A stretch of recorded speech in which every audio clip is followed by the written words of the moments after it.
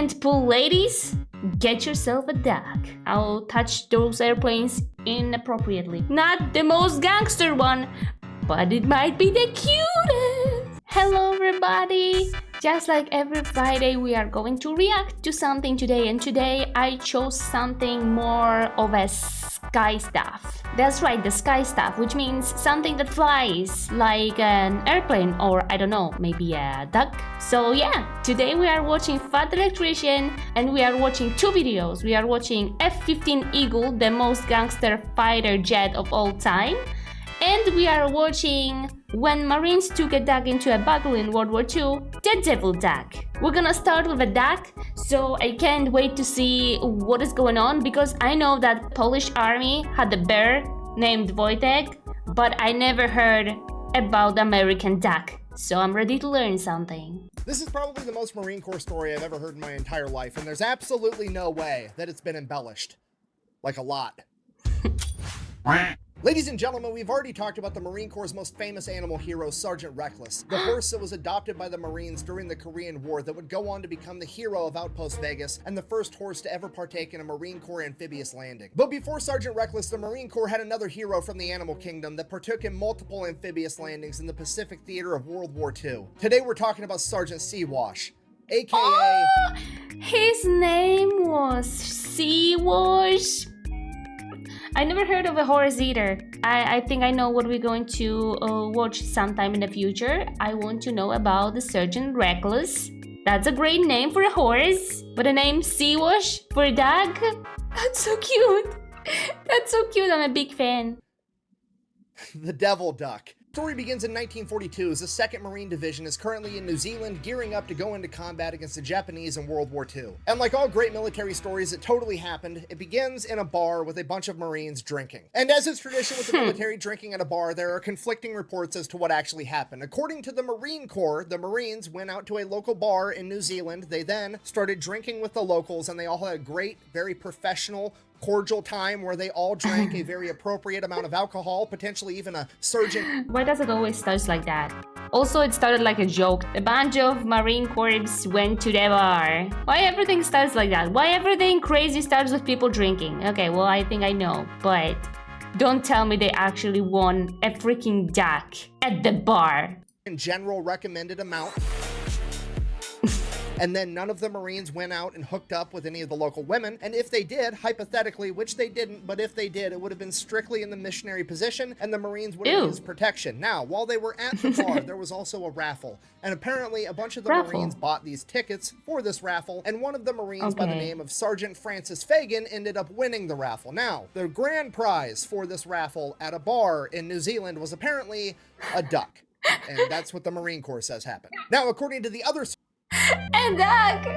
At least it wasn't gambling. I was thinking for a second that, oh, they probably gambled, like they did like gambling cards or something, and one of the prize was a duck and someone, you know, like put the duck as a winning prize. But no, it was a raffle. What kind of raffle is that? Sources, mostly the personal accounts of the Marines that were actually there, and quite frankly common sense, says that the Marines were at this local bar partying their faces off like they were about to go into the biggest armed conflict the world has ever seen, and while they were there, some of the Marines were playing poker with the locals, and the Marines apparently took all of their money, and they came back to the table, and they're like, all right, well, here's my prize duck, I'm gonna put that up as a wager, and the Marine Corps ended up winning that too, and that again was Sergeant Francis Fagan, aka Pappy. Now, personally, I'm gonna go ahead and err on the side of the Marines got hammered. Oh, so one of them won the duck, but they were gambling, so I wasn't far off. Okay, I wasn't far off. It's always gambling. It's always gambling. Okay, so they were gambling, and they took everything. They had nothing left to win, so the guy put the duck that he just won in a raffle as a prize, and someone else won it. Okay, I get it. Hammered at a bar and won a duck in a poker game, and the chain of command didn't want to get in trouble for associating the Marine Corps with gambling, so they just made up some weird shit, like apparently bars in New Zealand raffle off ducks, but you can go ahead and decide to believe whatever you want. Regardless, either way, Francis Fagan, and by extension the Marine Corps, now has a duck. So what are the Marines gonna do with a duck? Obviously, they take it under their wing. Oh, I'd like to women! to the internet for making you a dad. I mean, to be fair, that is true. I kind of turned her into a bodybuilder for like 18 months between the two kids. Wow. Interrupting my history time. Sorry about that. Anyways, the Marines pretty much immediately teach this duck how to drink beer, which I know what you're thinking. That's probably not very healthy for the duck, but to be fair, there are worse vices to have. I mean, he could get addicted to quack. I'm sorry. I'm done. Okay, I'm done with the dad jokes. That joke was foul. Anyways, they become drinking buddies with this duck. He becomes one of the Marines, and then time comes for them to all go. I don't know what's better. I mean, alcohol drinking duck or bear that eats cigarettes? Because the Polish bear in army, he was eating cigarettes. I don't know what's better, being addicted to alcohol or being addicted to nicotine. Well, both are bad, especially for animals.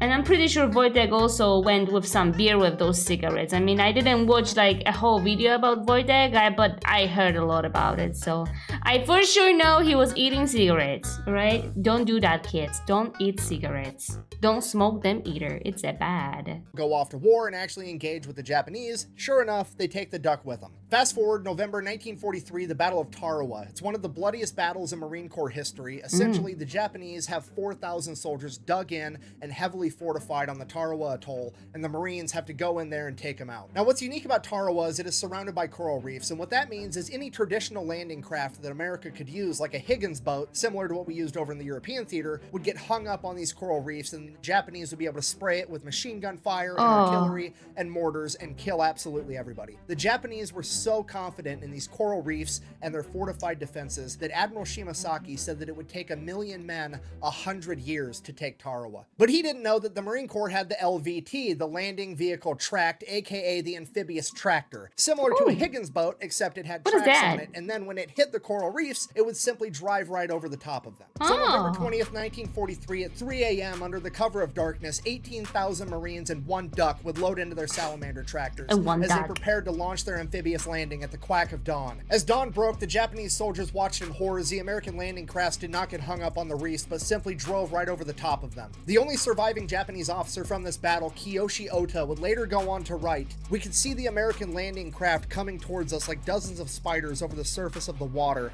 as one of my men exclaimed, 'The gods of death have come.'" As the Marines reached the beach, they would become pinned down from heavy machine gun, artillery, and mortar fire. They were only able to secure the first 70 yards of the beach after hours. Okay, but where's the duck?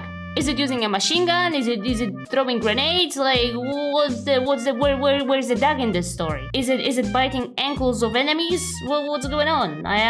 Where's the duck? Of combat. It is at this point that the Marines' front line was charged by an enemy rooster, and Sergeant Seawash charged past the Marine line to meet the chicken in winged combat in the middle of the battlefield. After sustaining several pecks to the head, Seawash was able to repel the enemy ambush and save his fellow Marines. The Marines would then go on in the following days to completely take over the island. The Japanese... Wait, you telling me that the enemy had a rooster? No, that must be fake. There's no way. You're telling me that Americans had a duck that was fighting a rooster while they were fighting with each other? There's no way, right? I mean, how crazy would that be? Like, everybody's fighting, it's like total chaos, and you just see a freaking rooster and a duck fighting with each other. Are you serious? Also, I'm pretty sure roosters are a little bit stronger than the ducks. I mean, even the pecks are stronger, aren't they? If you think of rooster, you think of that sharp peck, and ducks don't have the sharp peck.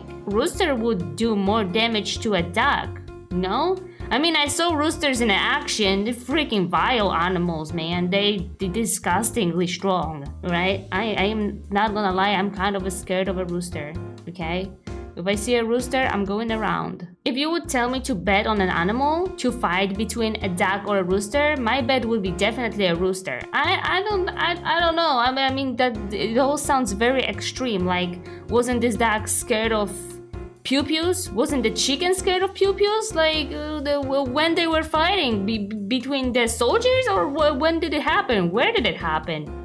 You know, I don't know. Something is stinky about that situation. Believe that it would take 1,000,000 men 100 years. In reality, it took 18,000 Marines and one devil duck 72 hours. For sustaining multiple peck wounds on the battlefield, the Marines tried to get Seawash the Purple Heart. Unfortunately, that wasn't going to work out, but the chain of command still cited Seawash for bravery on the battlefield. That citation, written by Lieutenant Colonel Presley M. Brexley, is as follows. Okay, so did he won the fight or not? Because they said that he had a lot of... Okay, I can believe that. If he was fighting a rooster, definitely was like super badly injured. But like, did he won or Rooster just run away? For courageous action and wounds received on Tarawa and the Gilbert Islands, November 1943, with utter disregard for his own personal safety, Siwash, upon reaching the beach without hesitation, engaged the enemy in fierce combat, namely one rooster of Japanese ancestry, and though wounded on the head by repeated pecks, he soon routed his opposition. He then refused medical aid until all wounded members of his section had been taken care of first. Siwash and his fellow Marines would then see battle again at the Battle of Saipan, also known as the D-Day of the Pacific. God, However, allegedly, due one to some fight wasn't intel, enough. there would be no enemy poultry on the beach, so Siwash's services were no longer needed, and he would remain on the boat for the initial 3 days of the battle. After that, he would go ashore and support his fellow Marines. At the conclusion of the Battle of Saipan, the Marines had gained valuable intel regarding the neighboring island of Tinian, and they would immediately launch another attack to gain that island as well, and this time, the Devil Duck would partake in the amphibious landing. Again? From there, he would identify an enemy duck that he would engage in build combat until forcing it to finally retreat. A couple of days after that, the Marines would take the island entirely, and shortly after that, Sergeant Siwash would lay an egg. Apparently, Siwash and the other duck I mentioned a minute ago were doing a little bit more than just fighting. Either way, at this point, the Marines now realize that Sergeant Siwash is in fact a girl, to which they're like, a woman. Treacherous snake. Just kidding, they didn't actually care. In reality, they were probably giving each other a hard time, like, all right, who did it? Fess up. Tania would be the last time that Sergeant Siwash ever saw combat. After World War II, she would end up getting sent back home to America with her fellow Marines and her primary caretaker, Francis Fagan. From there, the story of Sergeant Siwash picked up traction, being in Time magazine, having multiple radio appearances, being in a bunch of different newspapers, telling the harrowing story of America's one and only Devil Duck. And while all that's going on, she is partying her bill off with her Marines, drinking beer after beer, while also helping the Marines hit on young women. And I actually believe this. Yeah, well, I probably wouldn't eat that egg, considering that this duck is probably an alcoholic at this point. Who knows what's inside that egg? Also, don't like ducks don't need a mate to lay an egg? Aren't they doing it like, you know, like chickens? Like they don't need to mate to make an egg. Unless it's, you know, unless you want a fertilized egg to make a baby chicken, then they do need to have a mate. But the fact that they took this poor duck to 2 more battles. I mean, it was an emotionally support duck at this point. Also, a female. That's right. And you thought what? You thought women are weak? No. Strong.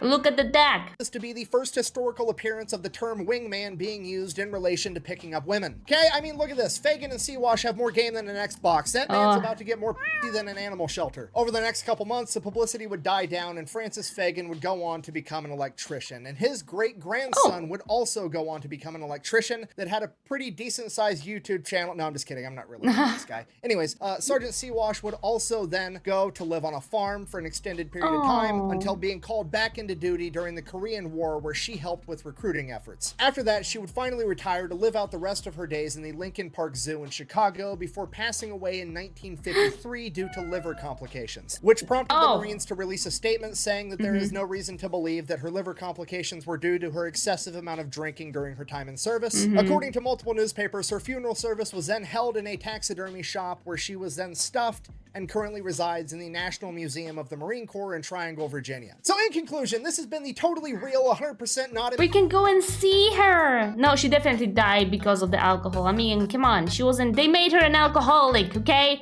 It wasn't her choice, I'm pretty sure. It was either alcohol or nothing to drink. I'm pretty sure that's what...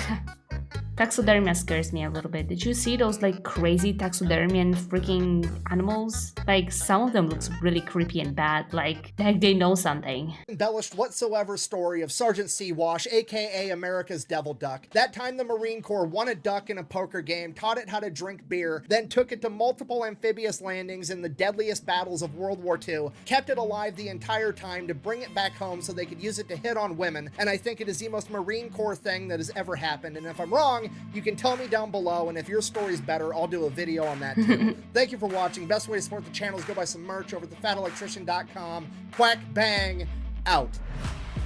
Alright, so basically, can't pull ladies?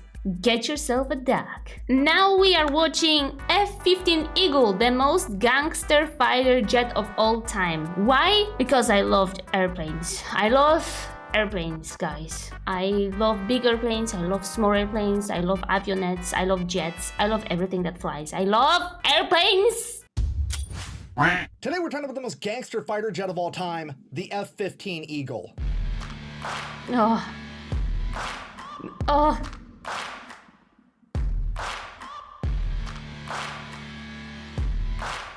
Some people like trains. I like airplanes.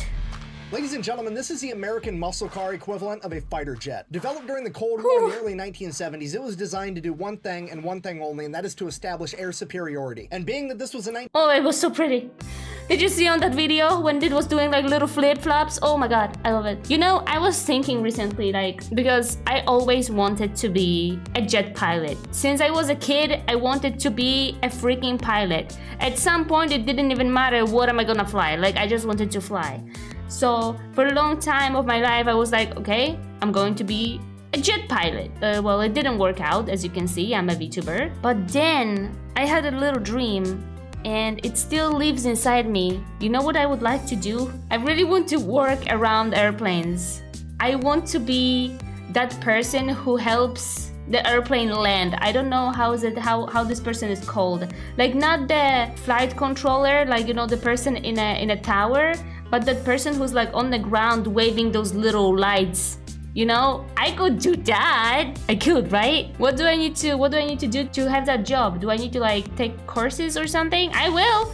Freaking will. And I'll find an airport and they'll hire me and I'll touch those airplanes inappropriately. Probably. 1970s and stealth technology wasn't going to come out for another decade. Uncle Sam had to rely on good old-fashioned horsepower and gunpowder. He figured if you couldn't be sneaky enough to go unnoticed, you just had to be fast enough to go untouched. And that is exactly what they did with the F-15, because it is equipped with two Pratt & Whitney F-100 engines, totaling 19,200 horsepower, which is like 800,000 water chickens. This plane can travel at a max speed of Mach 2.5, which is roughly 1,900 miles an hour. And here's the kicker, it's not just fast, it's quick. And if you don't know the difference, I'll elaborate. You can build up speed slowly and be fast, but being quick is the ability to be fast in a hurry. And the F-15 is like a drag car. It is fast the minute you hit the throttle. So fast, in fact, that you can argue that it could be classified as a rocket. Okay, hear me out. I'm gonna nerd out for a second. Generally speaking, aircrafts need to do two things to fly. They need to generate lift and thrust. They need to generate enough lift to counteract gravity, so the physical weight of the aircraft, and they need to generate enough thrust to counteract drag. But here's the thing with the F-15, it has a greater than 1 thrust to weight ratio, meaning that it can generate enough pounds of thrust to offset drag and the weight of the aircraft, meaning it doesn't need to generate lift to sustain flight, which is what a fucking rocket does. If you're not picking up what I'm putting down, I'm trying to tell you the F-15 doesn't need to generate lift, it can just beat the atmosphere into submission. The F-15 could literally have its wings chopped off in mid-flight and it would still be able to fly. And I can already hear the comment section now.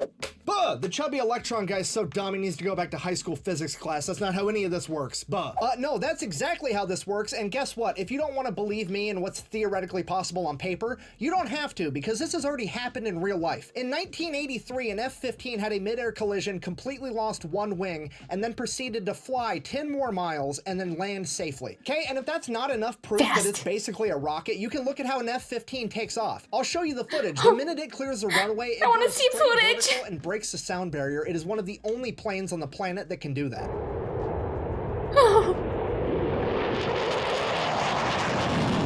Oh, the sound.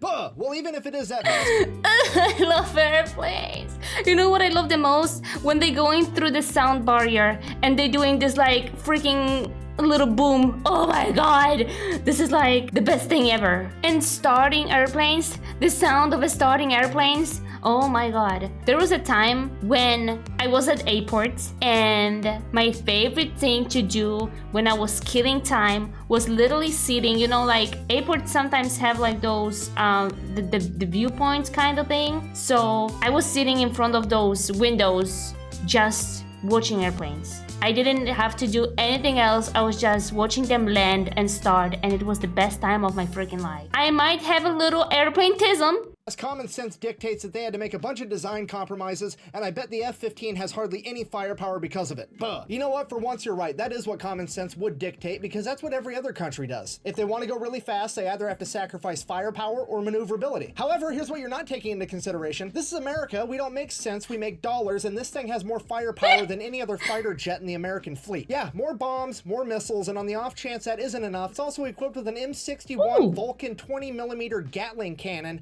in case it needs to tell somebody to get fucked at 6,000 rounds per minute.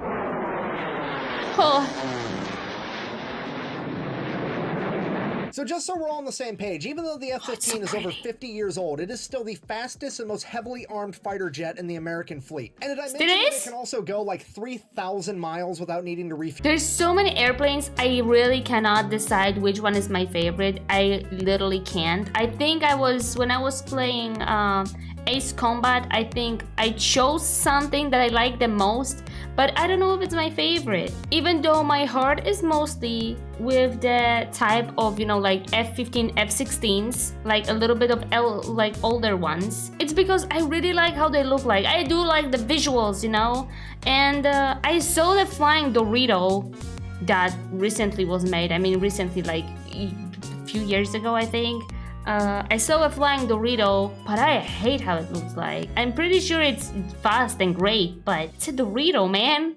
Meaning that it's also extremely versatile logistically speaking, because it can fly from America to Europe without needing aerial refueling. And here's the kicker, none of that is the reason it's the most gangster fighter jet of all time. It's the most gangster fighter jet of all time because this thing is the epitome of a pro gamer move. It has a real world combat record of 104 to 0. It is downed 104 enemy aircrafts and been shot down 0 times in return. It is the only aircraft to lose a wing, continue flying, and land safely. It's the only aircraft to ever shoot down a satellite while it was still in outer space. Satellite? We did that during the Cold War. We shot down one of our own spy satellites to send a message to the Soviet Union that we could do it to their satellites too. And my personal favorite, it is the only aircraft to ever score an air-to-air kill using a bomb. Not an air-to-air missile, a bomb. Yeah, in 1991 during Desert Storm, it actually hit a moving Mi-24 Hind helicopter with a GBU-10 bomb. Yeah, this one. That is a 2,000-pound general-purpose bomb, and it just hit a moving helicopter with it. That is absolutely unheard of. In conclusion, while the F-15 is no longer the best fighter jet on the planet because it's been replaced by the F-22 Raptor, I feel pretty confident in saying that it will go down in history as the greatest fighter jet of all time. And that history is still being written because America is coming out with another... That's what I was saying. The F-types of jets are one of my favorite ones. Did you see F-22? It's so cute! It's so cute! It's maybe now not the most gangster one, but it might be the cutest. F-15, the F-15EX Eagle 2. And that's gonna have to be its own video some other time. Thanks for watching. Best way to support the channel is go buy some merch at thefatelectrician.com. Quack bang out. I need to watch more airplanes. I need to watch more jets. Whenever I'm watching a video about jets, something is happening inside me. Like this like joy, excitement, I need to watch more about airplanes. The most I'm gonna be excited about are jets, like the newer jets, like F-22 and F-15. I would say F-15 up, maybe a little bit below, but like F-15 up, like the more modern ones. And the big airplanes, like those, chunky ones that help you get through one country to another, the chonkers. Oh, I like the chonkers too. Well, thank you so much everybody for coming and watching. We were watching Battle of Tarawa, and I will see you guys next Friday. And I think I'm going to pull out more airplane videos because it was fun to watch. Don't forget that I'm streaming every day except Fridays, unless something unexpected happens. But yeah, I hope to see you on the stream and next Friday. Don't forget to like and subscribe if you liked it. Bye bye. Bye bye.